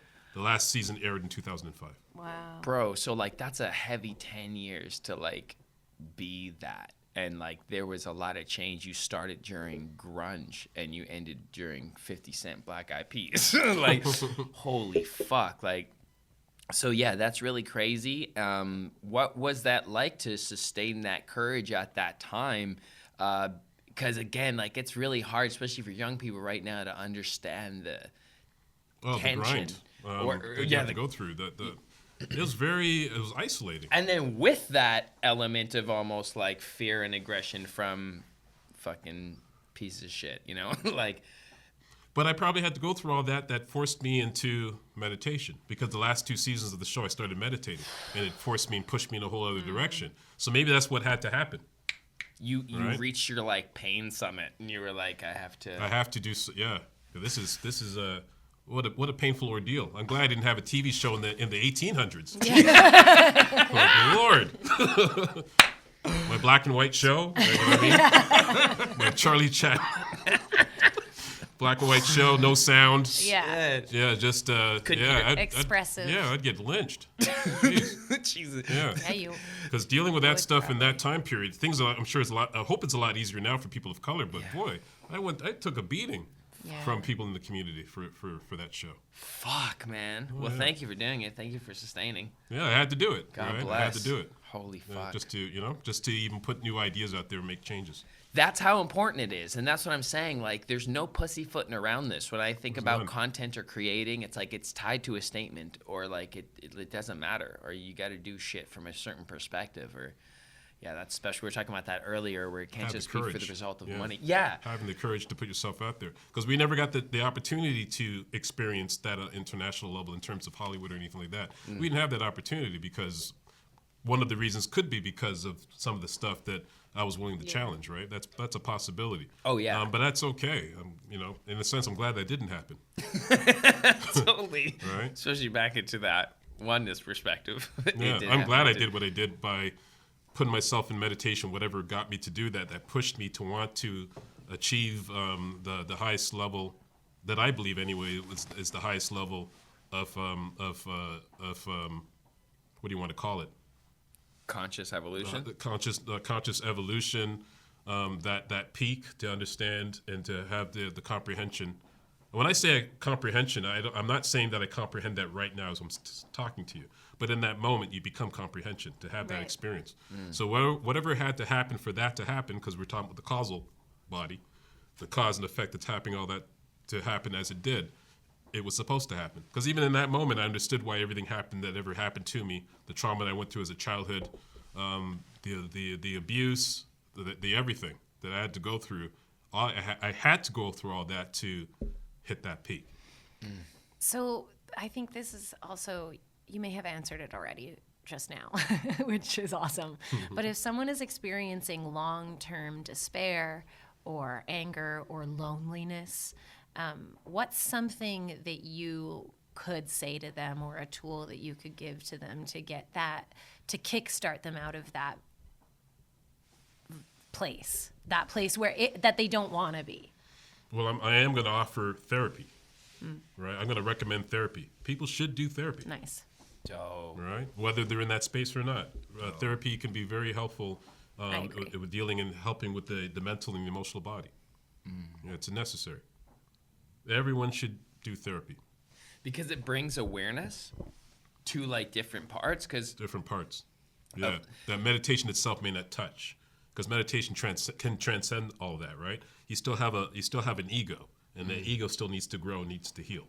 So that is necessary. I don't see the point of reaching these higher states of being if your ego itself isn't. Because you know how they talk about the ego, you need to destroy the ego, annihilate the ego? Yeah. That is true, but that should happen when the ego is matured, right? When it's ripened. And then you should have the experience of destroying the ego or killing the ego. Because it's only a temporary experience. It will come back. Because everything has to have a whole. Everything has to have a whole, and everything should happen in balance. And a more developed ego is going to have more of a comprehension and interpretation than having an ego that's lower. Right. Because you have different stages of your development. You have your archaic stage. You have your magical stage. You have your mythical stage. You have your magic mythical stage. You have your rational stage. You have your pluralistic stage, and you have your integral stage and your super integral stage. So if you have the oneness of being at the archaic stage, you're going to interpret it differently, which could be harmful to other people at that stage.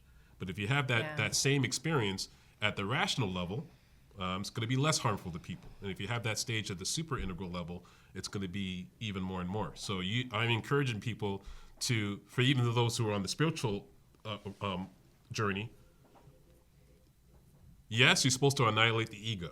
That is true for that experience. But it's better to have a full developed, mature ego when doing it.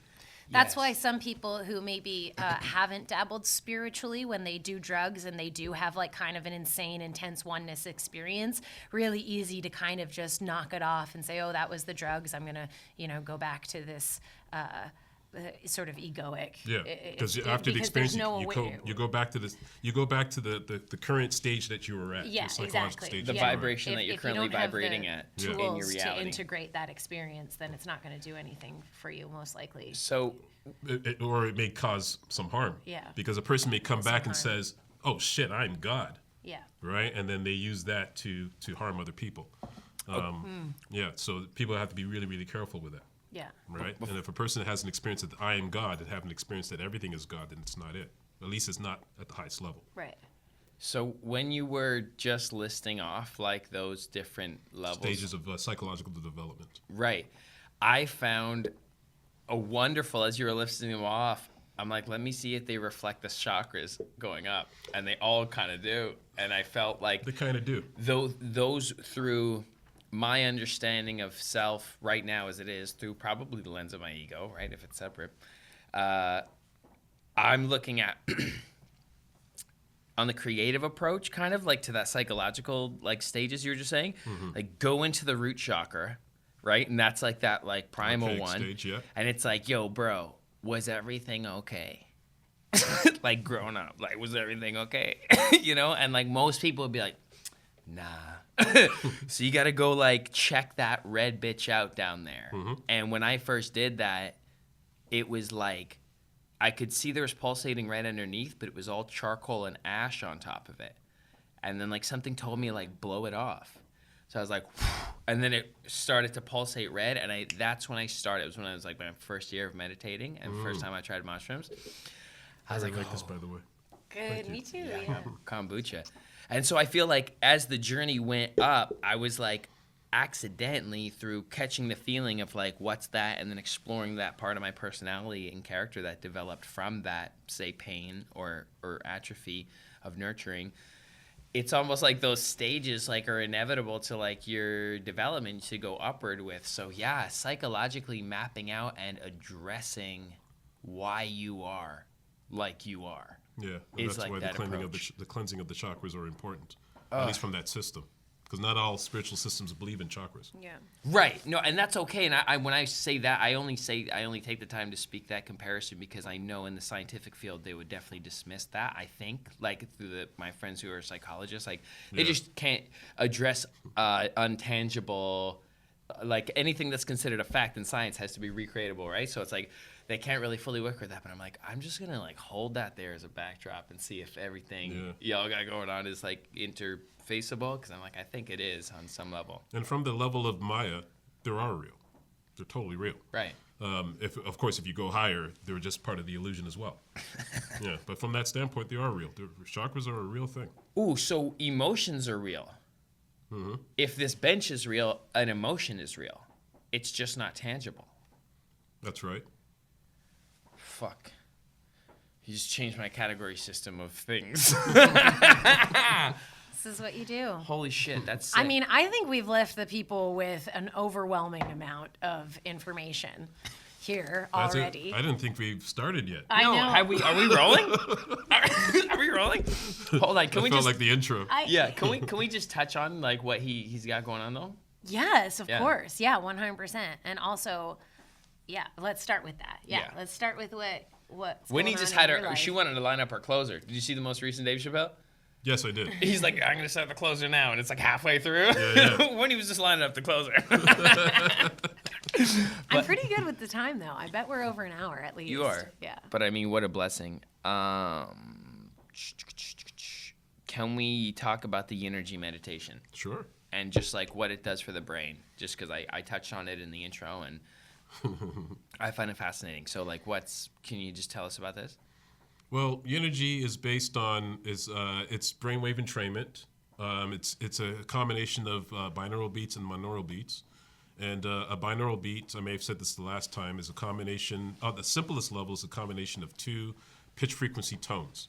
So if you have a frequency of say 10 hertz and another frequency in the other ear. So if you have a frequency of 10 hertz in one ear and another frequency of 11 hertz in the other ear, your brain will create a frequency response of 1 hertz. This would be the difference of the 2 hertz. A relative. Right. Right, and That makes that resonates or that entrains the center of your brain, and then what comes out of that from cause and effect affects other parts of the brain. Cool. So that's what that does. So That's what that does. yeah, so scientists have realized years ago that when a tone is playing in one ear and another tone's playing in the other ear, if done properly, realized that people were meditating at the same levels as advanced meditators, because advanced meditators, their brain naturally does that when they meditate. Right. And so that started a wave of brainwave entrainment, which led to meditation and a whole bunch of other things. So what I do is low carrier frequency brainwaves. So the number that I just used in terms of hertz, they were too low. But those numbers would be considered low carrier frequency. But I can use the same numbers of 100 hertz versus 101 hertz. The frequency, the beat frequency is still 1 hertz, right? But it's at a higher carrier frequency.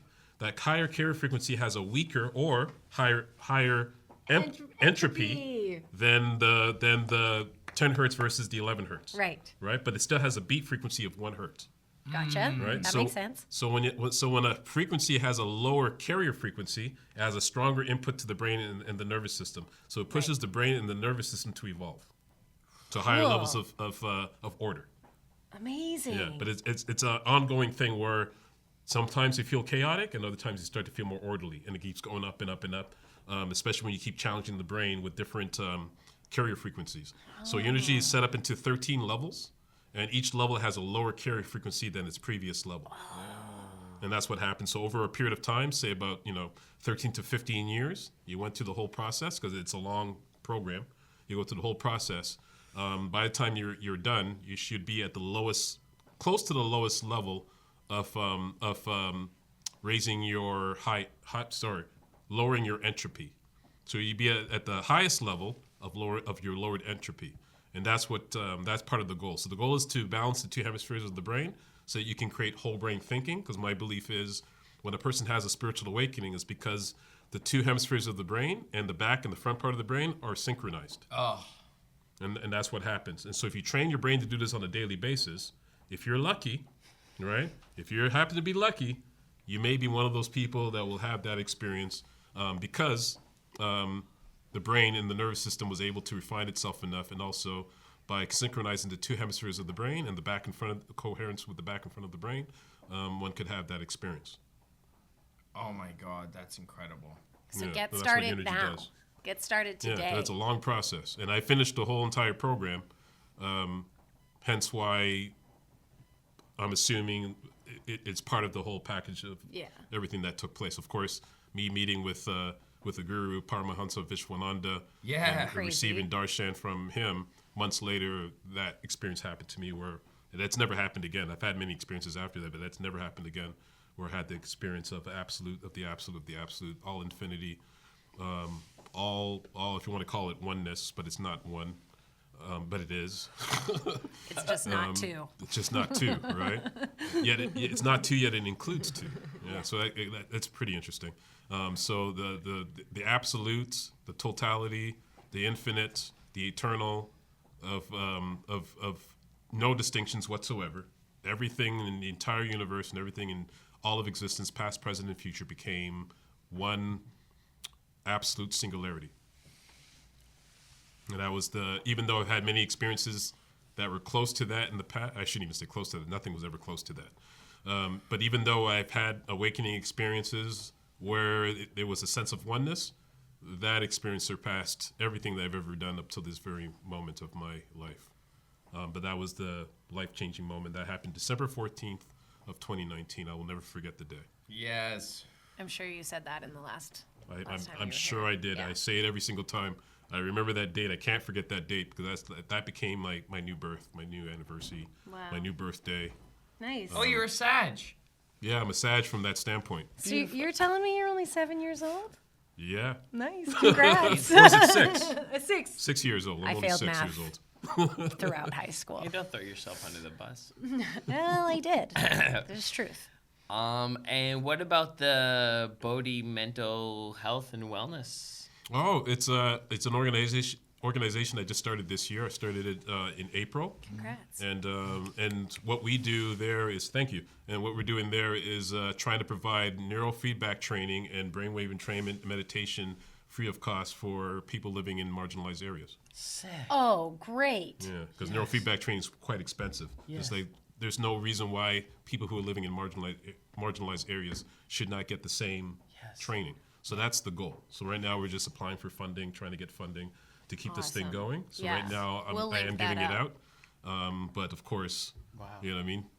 I need funds to back that up. So that's what we're doing right now. We accept donations, and anyone go to our website at bodhicare.org. They can donate there. But that's what we're doing. Dude, that's incredible. Thank you. My pleasure. Oh, dude, that's such a Feels like deep that's a gift. frequency rate, like a global frequency raiser. And then like those. Hopefully, one day, I can move it beyond, or I should say we, 'cause I have a board of directors.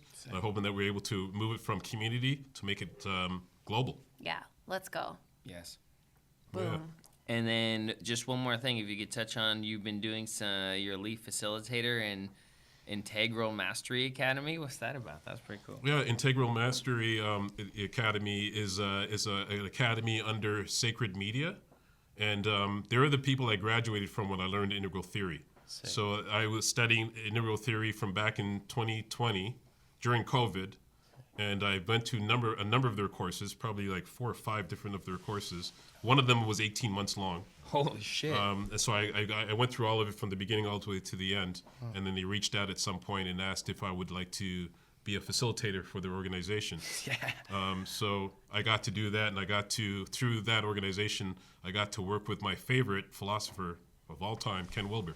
Let's go. So Congrats. not only did he teach us integral theory, but I'm now like pretty much a colleague. of him. Dude. So that was one of my dreams, to work with Ken Wilber one day, and that finally happened. Congrats.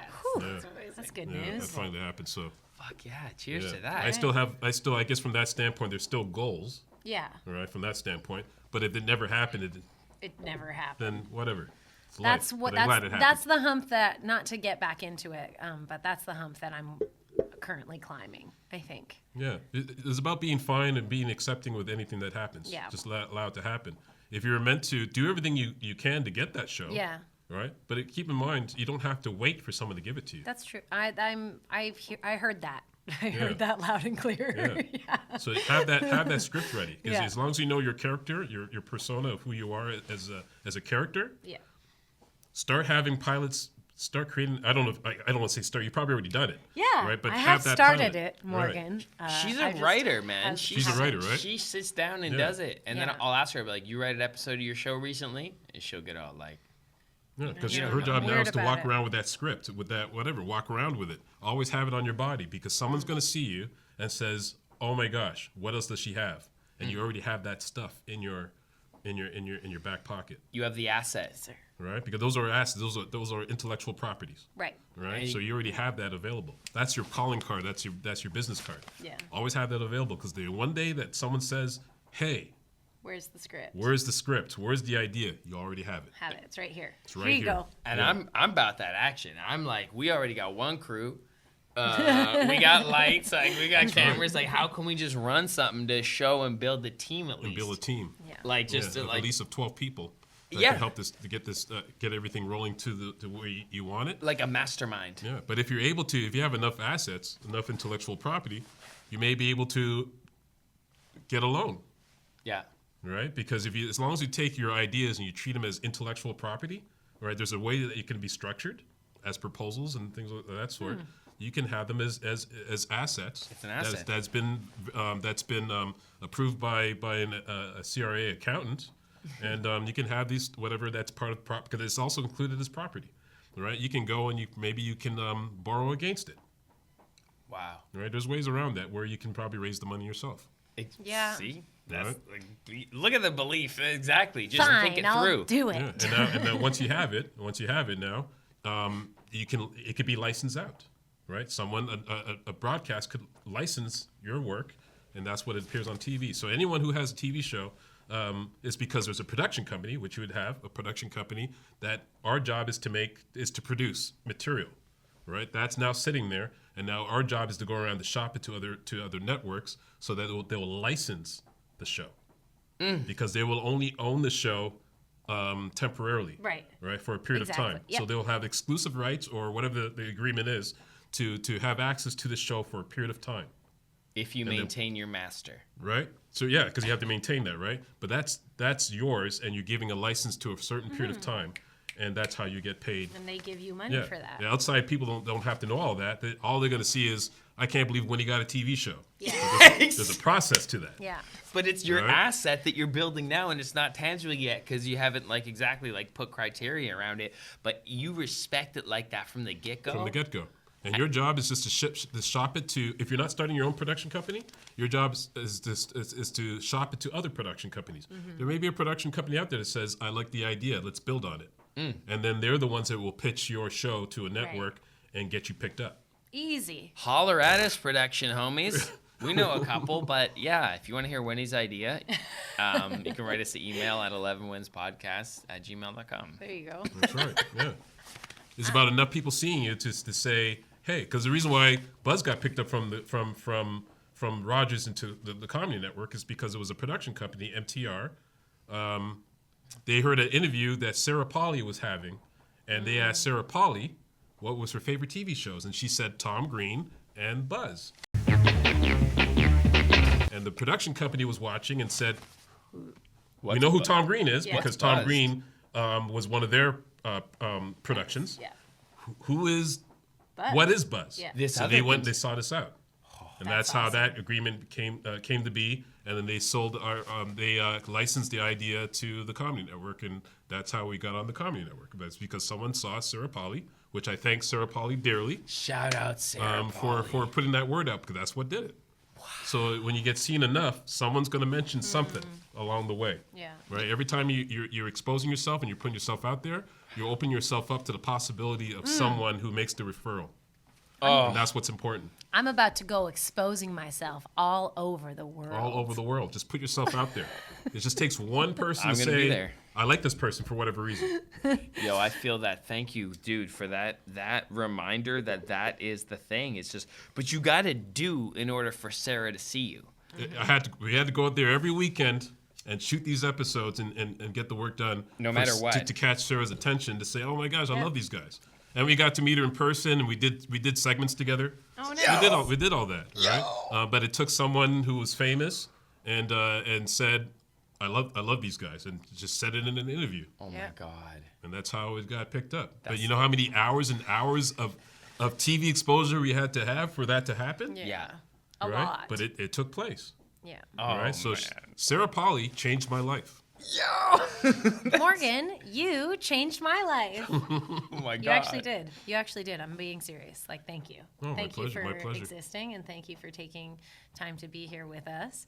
Yeah, God bless. Thank you. And also, you Sorry, even as you say that, I have to go deeper, only Okay. for a second. Please. Okay. Michael McKinnon, the guy who I met at Yuck Yucks, who became the producer of Buzz, Oh. he changed my life.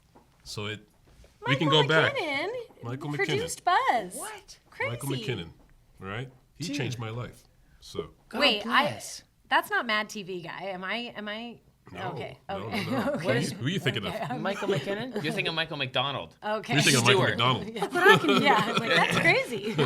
Okay, I don't know Michael McKinnon, but I have the same. Or is he Mike enthus- McDonald? th- Because there's a Michael McDonald, there's a Mike McDonald.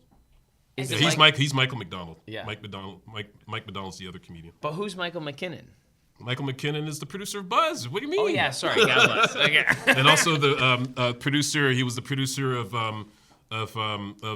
MTV Canada. Oh wow. Oh, Yeah, the producer Nice. of a number of different things. hey, good work, You're Michael. sick, and thank you. Yeah, the unknown to some degree, but he was the voice that you hear in every beginning of every episode of Buzz. Oh, sick. So anytime you hear this week of Buzz, da-da-da, that's all Mike McKinnon. That's Right? awesome. That man changed my life. Wow. There So you go. it was that divine collaboration that made that happen. With divine collaboration. But Oh. Darren Jones too. Him wanted to be a part of the show, and we teamed up and became Buzz. That wouldn't have happened the way it happened if he didn't come on board. Yeah. So Totally. all these guys changed my life, and I hope, of course, I help contribute in changing theirs. Yeah. Yeah. And also to the minds of the people and everything that came out of that, and people were inspired to do their version of their Streeters show. Oh. So I'm glad to watch it in my older age and say we were a part of that. Yeah, Oh yeah. that's Yeah. awesome. And then like YouTube happened just after. Pretty much after, yeah. You two started, it was in 2006? 2006. Yep. Yeah, and that came up, and then everyone said, hey, that stuff that Tom Green did and Buzz did and all the other, we can do this too, Yeah, but we can exactly. do this with our own equipment. Yeah, you were with literally no money, and that's what people did. that generation of so that's just when I started. Is like just then, like when YouTube started. And that was like that type of material is like basically what has now become more powerful as far as like access and reach. Access and reach. Like on because of social media, like that sort of content that's like like a compilation of different short clips and Yeah. like that style of like, man, that's incredible. Yeah, thank you. And God bless. that was actually my new idea. After when the show was ending, I came up with an idea like what YouTube is doing. I just had never seen anything like YouTube before. But I said, wouldn't it be cool if we were able to shoot TV shows from our own home? Right? And I ran it by people. People was like, how are you going to do that? And then YouTube came. I was like, oh, I was just missing the one little element because I didn't know anything about Websites and virtual. Coding and- I didn't know anything about that stuff, Yeah. right? That was unknown to us back then. But But that was an idea that came in my mind at one point. I just never fully explored it, nor did I have the means to pull it off. But I thought of something similar Yeah, idea. something was going on. Because you'd arrive there if you were creating, and you just like, especially if you jump the hoops of like having to deal with those big blocks of departments that you just mentioned before. It's like, fuck, it's like if you get the homies and some lights, you can start You something. can start something, right? Shit. Yeah. God bless. The world is watching, okay? You have one thing to say to the entire 8 million people for the year of 2026. How are you going to use that? What are you going to say? I may have said it last time, but I continue to say it over and over and over again. Discover and figure out who you are. Figuring out who you are is the highest gift that you can give to yourself, to realize who you are. People say, what's the purpose of that? I can't tell you what it is because there is no purpose. Everything you've done in your life has a purpose. What I'm speaking of is beyond purpose. And if you can get behind that and forget about trying to gain something out of this and realize who you actually are, you realize that there's nothing to gain and there's nothing to give, there's nothing to get, there's nothing of anything. And when you realize that realization of who you are and what you are and all of that, that is the highest level of whatever you want to call it you can possibly have. Trust me when I tell you this. When you realize, and if you realize who you are, and everyone will do this, it may not happen in this lifetime, but everyone will do it because that's, if you want to go back to the goal, that would probably be the goal of the causal aspect, is to rediscover who it is. Because remember, there's nothing else that exists. And so it's got nothing to do. So all it could do is let me forget who I am and discover who I am again. Rediscover it. And it does that through individuals, through whatever, discover itself all over again, just for the fun of it. It will forget it again, and it will do it all over again because there's nothing for it to do, because it's the only thing that exists, because it's existence itself. So that's what it does. Yeah. Right? And we all have the capability to do that. At least most of us have the capability of doing that. And only less than, what is the number? 0.0001% of the world's population will ever discover that in their lifetime. But anyone can do this. It's great. And it increases the joy of life, I think, to some degree. Yes and no, because even that goes away. Right? All there is, if you want to use a term, if you want to use a word of any sort, you experience the ultimate bliss, and that is called Satchitananda. So that's the highest bliss. That means bliss, existence, and consciousness. So when you have the experience of bliss, existence, and consciousness simultaneously, you've achieved Satchitananda, and that's the highest level of bliss that a human being can experience. Let's go. I'm sorry, I have to pee. I gotta go. I can That's feel so your guys' blessed. You want to pull towards one another? I have to pee. Bro, that's sick. Thank you for blessing us again. No, my pleasure. Thank my you for pleasure. being here. Thank you for blessing me. Of course. My gosh. Would you say you experience that bliss frequently? Oh yes, I've done this a number of times. Satchitananda, a number of times. The first time I experienced it, this wasn't the experience of all oneness or anything like that, but the first time I experienced it was back in, gosh, what year was it? I'm forgetting the year, but it lasted for 11 hours. So basically like a drug trip. No, not even. So could you basically not remember that you are Morgan in that state? Oh, I can still remember who I was. Because again, I didn't have, it wasn't a non-dual experience. So I was totally in my body having this experience. And as time went on, it got deeper and deeper and deeper until I've achieved the highest level of bliss. So consciousness, awareness. Consciousness, existence, and what did I say before? Consciousness is existence. My mind's gone blank. It's and like bliss. Bliss. And bliss. Bliss. Yeah. Yeah. And bliss. Consciousness, existence, and bliss. Yeah. Sat, Chit, Ananda. How can you root yourself in the feeling of consciousness? Like that subtle awareness of everything? Like just being conscious, being present? The consciousness of because everything is made up of consciousness. Everything is consciousness. But at this level, you are the core of this consciousness that allows manifestation to take place. So consciousness is just another way of saying God. It's another way of saying the ground of all being, and so on, or all awareness. They're all the same thing, just different terms depending on the context you're using it in. But one can get to the level of that pure consciousness, which is existence itself. So that's why God doesn't exist. So it feels because like God is existence. So it's not to exist, you have to exist it within something. This is beyond that very thing that anything can exist within. Hence why God, if you want to use the term God, is existence itself. okay. And that is consciousness. So no expectation, no need for satisfaction. Basically this. neutral. There's nothing to get, there's nothing to get and nothing to give. So I don't need happiness. I don't need sadness. I don't need pleasure of any kind. Yeah. And yet you're going to experience all of that. But we're talking about the Yeah. state of consciousness that makes up three parts: consciousness, bliss, and existence. So like I'm trying to just to like mindfully experience what would the root feeling of consciousness be, and it's almost like through this process of Morgan explaining, it's like my adrenals relax because I'm not trying to get anything. Basically, that's like for me right now, physiologically, what happens when I try and now channel myself into that conscious state of just like no need to worry about achieving happiness or achieving something that will make me happy because I can just like be okay. Because you can't achieve happiness because happiness is totally non-distinctive from sadness, right? So one gets to experience happiness and sadness simultaneously. It's just like, I may have said it before here, I'm not sure, because I say it so many times, hot and cold water. Hot water feels a certain way, cold water feels a certain way, but warm feels different than the two, right? So imagine if you experience everything that happens in existence all at once. You're not feeling suffering. and you're not feeling an Right. orgasm. So that's it. That's existing. That's would be existence. Existence. But Yeah.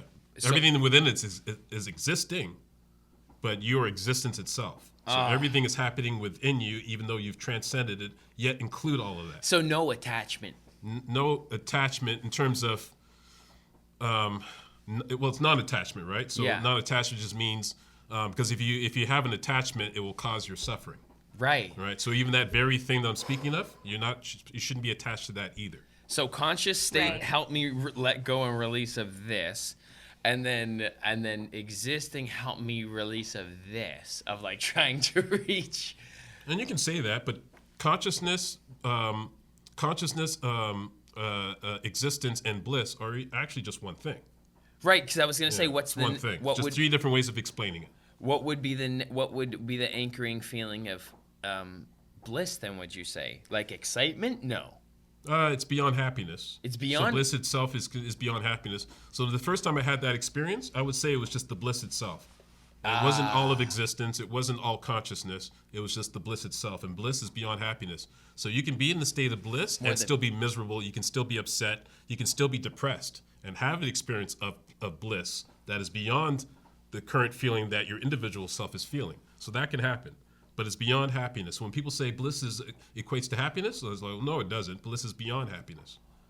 You could be depressed and be in a state of bliss. So it's almost like knowing you're blessed no matter what. Blessed by whom? You guys, You are one with all that is. So it's beyond. That's why people think I'm an atheist, but I'm not. It's beyond being It's, given a blessing, and more you are the blessing. You are the blessing. Yeah. All there exists is blessing. Okay, Yeah, so- if you can look at it that way. Release everything and know that you are like in this. You're in this bitch yourself. Sure. One may argue, what is it that you're releasing? Because you're one with everything. I have a bunch of ideas. That's what I'm releasing. Is the idea. Release the ideas into the world. Yeah. From a dual standpoint, you release these ideas back into the world. Mm-hmm. Yeah.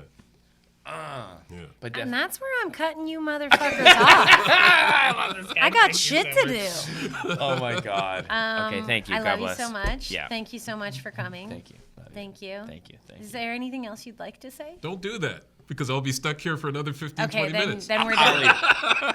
Okay. Follow this man. We're going to link everything that you need to know about him and his things down below. Go support and see you next time. Love you. Love yourself. Masturbation's okay. He said so. Yeah. That's what I got It's from totally that. fine. Just don't bust.